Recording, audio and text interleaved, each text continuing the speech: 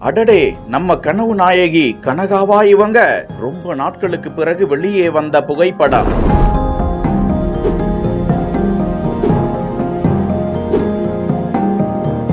Happy மூடில் மாங்குயிலே பூங்குயிலே நாயகி, மாலில் பார்த்து பேசி மகிழ்ந்த இளைஞர்.